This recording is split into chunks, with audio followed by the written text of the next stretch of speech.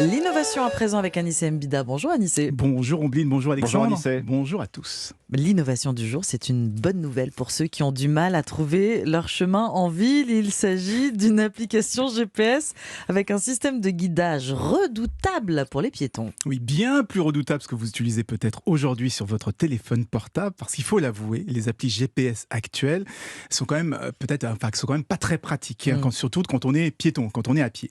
Je ne sais pas si ça vous est arrivé, vous sortez du métro, vous sortez du bus, vous êtes dans une rue que vous ne connaissez pas, et même avec un plan sur le téléphone, c'est pas très clair. On sait pas s'il faut aller à gauche, s'il faut aller à droite, donc on marche. On Et comprend pas où est la flèche en fait. Et puis 10 mètres plus loin, surtout, on est obligé de faire demi-tour parce qu'on est parti dans le mauvais sens. Et bien maintenant, il suffit de lever son téléphone à hauteur des yeux. L'appareil photo va analyser les bâtiments, va analyser les panneaux qu'il y a tout autour de soi. Comme ça, il saura précisément où vous êtes, où vous regardez, et ensuite il va superposer l'itinéraire sur des images réelles de l'environnement.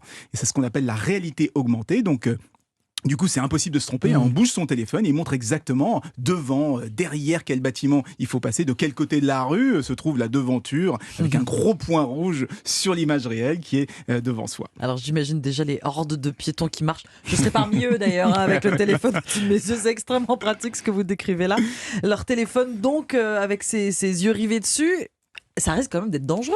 Non, heureusement, parce qu'ils ont mis des garde-fous. Il faudra s'arrêter pour voir l'itinéraire superposé, sinon on n'aura que la carte en 2D. Ça fonctionne aussi quand on fait une recherche. Alors, je sais pas, moi, vous cherchez les distributeurs qu'il y a autour de vous, par exemple. Eh bien, c'est la même chose. On met son téléphone devant les yeux et en tournant sur soi-même, eh bien, il va montrer précisément où sont situés les fameux distributeurs. Ce sera beaucoup plus simple que d'essayer de décrypter une carte en 2D. Ça vient d'arriver dans la nouvelle version de Google Maps et c'est gratuit. Est-ce que c'est quelque chose, Anissé, qu'on pourrait imaginer en voiture? Alors, pas avec votre téléphone, ça peut être un peu dangereux. C'est pour ça que Mercedes et Jaguar travaillent sur un système équivalent, mais qui s'appuie sur l'affichage tête haute de la voiture.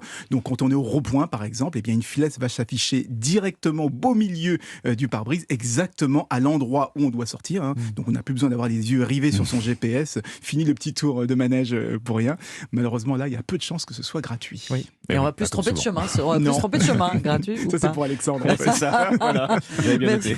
Merci beaucoup. Merci Anissé. Anissé, c'était l'innovation avec Anissé Mbida.